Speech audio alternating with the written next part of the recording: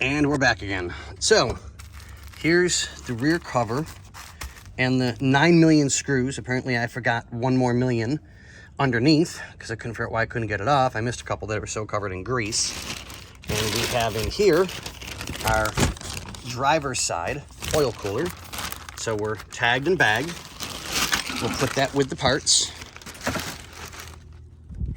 That's tagged and bagged, but I still have to add more to it. So we're getting there.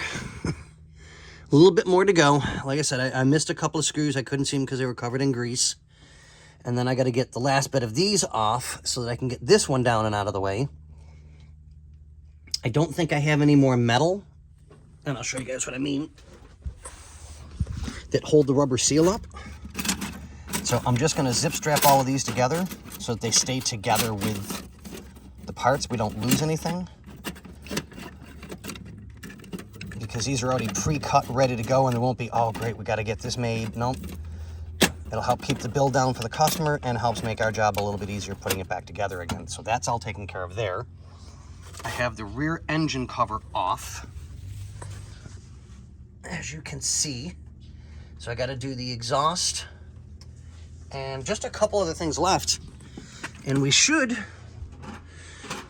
fingers crossed, be able to start getting more of the big stuff ready to go, drive axles, stuff like that, so that we can actually start getting this engine ready to be removed.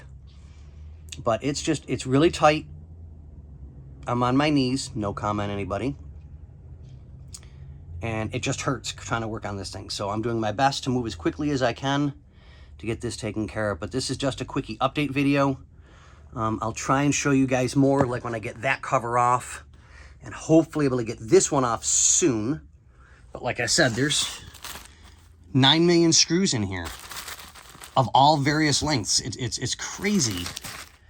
So we'll let you guys see everything in a minute, I hope. But all right, we'll let you guys go and give you an update on the next one.